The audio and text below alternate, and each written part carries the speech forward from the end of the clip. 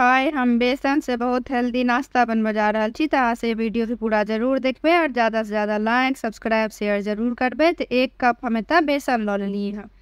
तो 1 कप बेसन लऽ लेके छै, एहिमे नून दऽ देबै। स्वाद अनुसार नून दै के छै तो आधा छोटकी चम्मच आधा चम्मच नून दऽ देलिए हँ।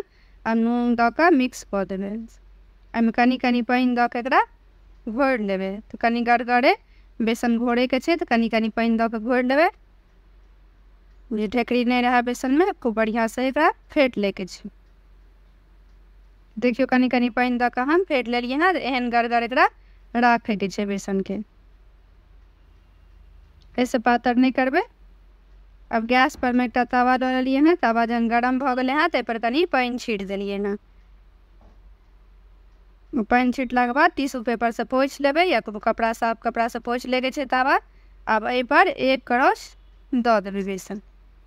जतेटा बनबै खायत छोट पैघ ओहि हिसाब से दऽ दै के छै और एकरा पसारि दै के छै।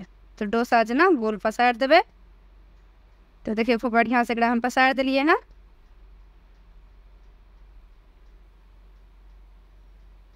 एक चम्मच ऊपर से तेल दऽ दै के छै। छोटके चम्मच से बहुत कम तेल मसाला में नाश्ता बन के तैयार हेतै। तो इधर बहुत कम में तेल दै के छै।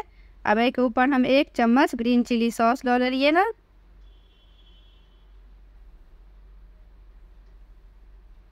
1 चम्मच में केचप दऽ देबै, टमाटो केचप दऽ दै के छै। अब ई दोनों चटनी खूब बढ़िया से फैला देबै। एकरा ऊपर पे पसारि दै के छै। जखन बेसन के चिपचिपापन खत्म भऽ जेतै तखन देबै चटनी। अब एहि पर कनी शिमला मिर्च काटि के दऽ देलिए हँ। कनी प्याज खूब मिही कऽ के काटि के दऽ देलिए हँ। टमाटर दऽ दै के छै काटि के। जे सब्जी पसंद हैत से खूब बारीक बारीक मिही मिही कऽ के काटि के दऽ दै के छै। हरियर मिरचाई काटि के दऽ देबै।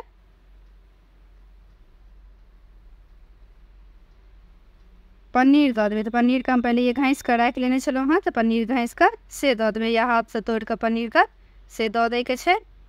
अब चाट मसाला एहि पर दऽ देबै। आधा छोटकी चम्मच से आधा चम्मच ऊपर से चाट मसाला दऽ देबै।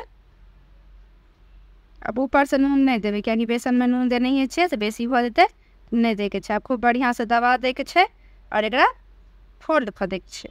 तो गोल गोल या चौकोर जेना हुए तो एकरा मोड़ लै के छै।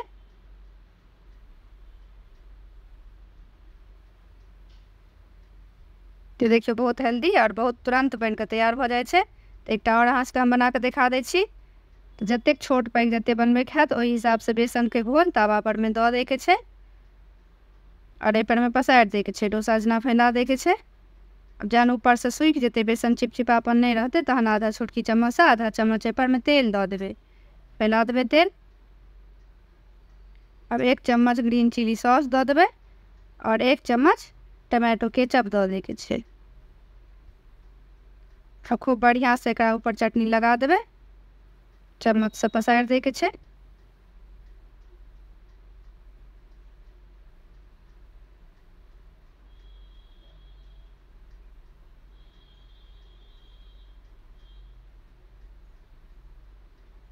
देखिए खूब बढ़िया से पसारि देलिए हैं, एकदम से चटनी लगा देलिए हैं।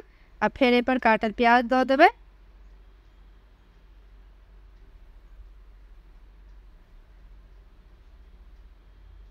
शिमला मिर्च दऽ देबै। अगर प्याज नहीं खाइत हैब तो नहीं देबै प्याज, बिना प्याजो के बना सकै छी। टमाटर दऽ देबै।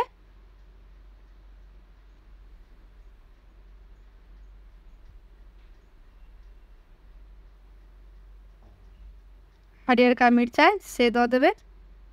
करू खाइत हैब तो नहीं खाइत हैब तो नहीं देबै। अब एहि के ऊपर पनीर दऽ दै के छै।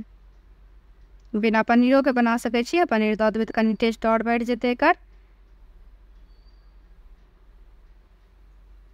तो पर पसारि के सब चीज दऽ देलिए हैं खूब बढ़िया से।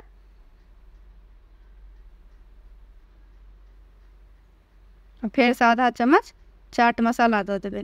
ऊपर में पूरा चारों तरफ ओहि के ऊपर में छीट दै के छै। हल्का हल्का एकरा सब चीज के ऊपर में दबा देबै। तो देखियो कतेक नीक देखे में लागैए। जते नीक ई देखे में लागैए ओतबी स्वादगारी खाए में लागैए। तो बच्चा सबके सेहो अहाँ सब लंचो में दऽ सकै छियै।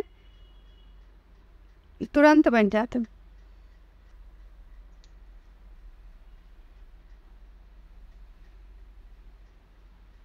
अब एकरा फोल्ड कऽ देबै। तो डोसा जेना गोल गोल सेहो घुमा सकै छी या चौकोर सेहो कऽ सकै छी, 2 बेर पलट कऽ सेहो कऽ सकै छी। देखियौ कते नीक ई बनि कऽ तैयार भऽ गेल हँ। तो ज़्यादा मेहनतो नहीं है, तुरंत बन के तैयार हो जाते। एक बेर अहाँ से हमरा तरीका से जरूर बनाए और ये वीडियो के ज़्यादा से ज़्यादा शेयर करबे, सब्सक्राइब करबे, लाइक करबे। अब एकरा छोट छोट टुकड़ा में काट सकै छी या 2 भाग में सेहो काट देबै।